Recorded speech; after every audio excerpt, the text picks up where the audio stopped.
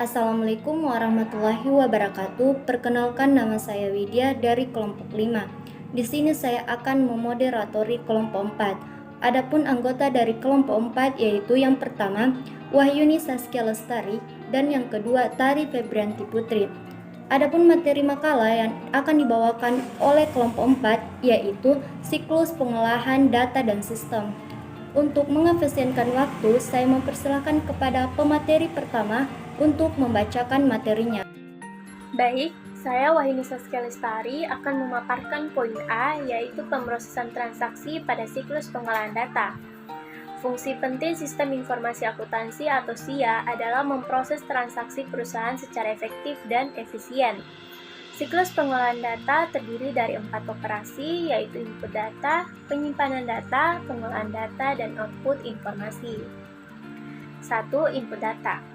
Langkah pertama dalam pemrosesan input adalah mengambil data transaksi dan memasukkannya ke dalam sistem yang biasanya dipicu oleh aktivitas bisnis.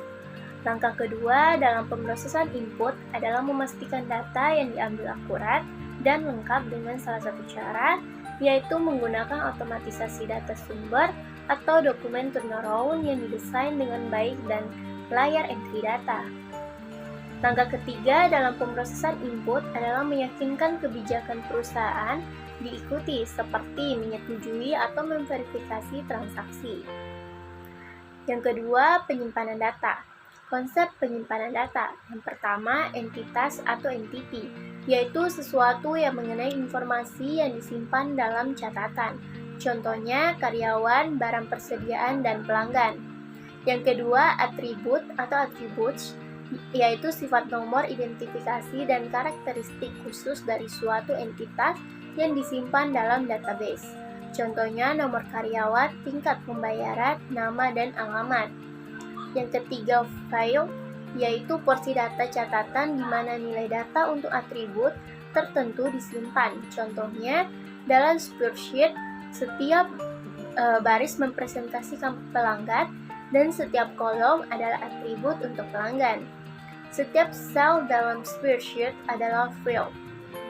Yang keempat, catatan atau record, yaitu seperangkat file yang nilai datanya menjelaskan atribut tertentu dari suatu entitas seperti semua data penggajian yang terkait karyawan tunggal, contohnya baris dalam spreadsheet. Yang kelima, nilai data atau data value, yaitu nilai aktual yang disimpan dalam file. Ini mendeskripsikan atribut untuk setiap entitas. Contohnya, file nama pelanggan akan berisi perusahaan XYZ jika perusahaan tersebut adalah pelanggan. Yang keenam, file, yaitu seperangkat record yang secara logika berhubungan seperti record penggajian semua karyawan. Yang ketujuh, yaitu file induk atau master file, yaitu file permanent record yang menyimpan data kumulatif, jadi record dalam file induk akan diperbarui. Yang kedelapan, file transaksi atau transaction file, yaitu file yang berisi transaksi bisnis yang terjadi selama periode fiskal tertentu. File transaksi secara konseptual sama dengan jurnal dalam sistem informasi akuntansi manual. Yang kesembilan, database, yaitu seperangkat file data yang saling terkait dan dikendalikan secara terpusat, yang disimpan dengan sedikit redundansi data. Database mengonsolidasikan record yang disimpan sebelumnya dalam file terpisah ke dalam pool umum dan melayani berbagai pengguna dan aplikasi pengolah data. 3. Pengolahan data. 4 jenis aktivitas pengolahan data yang berbeda yang disebut core adalah sebagai berikut, yaitu 1. Membuat atau creating record data. Yang kedua, membaca atau reading, mengambil atau melihat data yang sudah ada. Yang ketiga, memperbarui atau updating data yang tersimpan sebelumnya. Yang keempat, menghapus atau deleting data.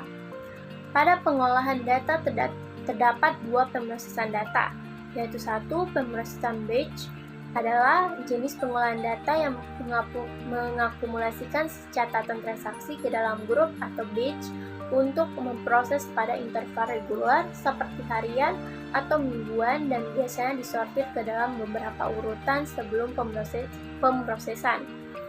Yang kedua, pemrosesan online atau real time adalah sistem komputer yang mengolah data sesegera mungkin setelah mendapatkan atau menyediakan informasi dan diperbarui untuk pengguna secara tepat waktu. 4. Output informasi. Output informasi mengacu pada hard copy yang terdiri dari dokumen dan laporan.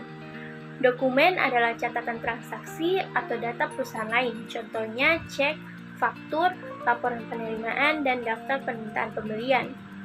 Sedangkan laporan atau report adalah output sistem yang disusun dengan urutan yang bermakna, yang digunakan oleh karyawan untuk mengendalikan aktivitas operasional, manajer untuk membuat keputusan dan mendesain strategi, dan para investor dan kreditor untuk memahami aktivitas bisnis perusahaan. Adapun database query atau pertanyaan adalah suatu permintaan database untuk menyediakan informasi yang dibutuhkan guna menyelesaikan permasalahan dan atau menjawab pertanyaan. Informasinya akan diambil, ditampilkan atau dicetak, dan atau dianalisis sebagaimana yang diminta. Baiklah, saya Tari Febriani Putri akan melanjutkan pemaparan materi bagian B, yaitu Sistem Interface Research Planning. Sistem Interface Research Planning merupakan sebuah konsep sistem yang dirancang untuk mengintegrasikan seluruh area fungsi dalam sebuah perusahaan untuk menghasilkan proses bisnis yang efektif dan efisien. Sistem ERP mendukung proses bisnis dengan menyediakan informasi secara real-time yang terintegrasi antar divisi-divisi fungsional perusahaan. Selanjutnya, tingkatan Enterprise Research Planning terdiri dari beberapa tingkatan. Yang pertama, ERP Tier 1 mendukung perusahaan global yang besar dan menangani semua masalah internasionalisasi, termasuk mata uang, bahasa, alfabet, kode pos, aturan akuntansi, dan lain-lain. Yang kedua, ERP Government Tier 1 mendukung agensi pemerintahan besar. Yang ketiga, ERP Tier 2 mendukung perusahaan dengan skala menengah dan sebagian besar menangani beberapa bahasa dan mata uang, namun hanya pada satu alfabet. Yang keempat, ERP Government Tier 2.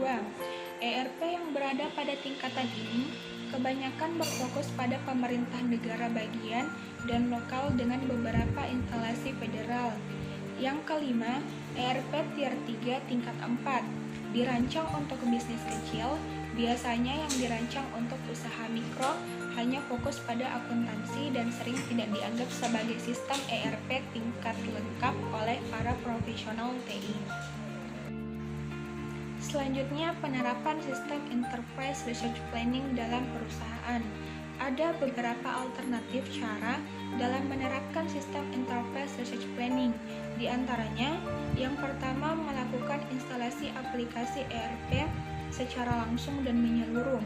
Perusahaan mengganti dari sistem lama dengan sistem ERP. Cara ini juga mengandung risiko seperti kesiapan perusahaan dengan sistem baru. Yang kedua, melakukan strategi franchise. Cara ini dilakukan dengan cara mengimplementasikan beberapa sistem ERP yang berbeda pada setiap unit bisnis pada perusahaan. Keuntungan Enterprise Research Planning. Yang pertama, integrasi data keuangan. Oleh karena semua data disimpan secara terpusat, maka para eksekutif perusahaan memperoleh data yang up-to-date dan dapat mengatur keuangan perusahaan dengan baik. Yang kedua, standarisasi proses operasi. ERP menerapkan sistem yang standar, di mana semua divisi akan menggunakan sistem dengan cara yang sama. Dengan demikian, operasional perusahaan akan berjalan dengan lebih efektif dan efisien. Yang ketiga, standarisasi data dan informasi. Database perusahaan yang diterapkan pada ERP membentuk data yang standar, sehingga informasi dapat diperoleh dengan mudah dan fleksibel untuk divisi yang ada dalam perusahaan. Kerugian Enterprise Research Planning. Yang pertama, Strategi operasi tidak sejalan dengan bisnis, proses desain, dan pengembangannya.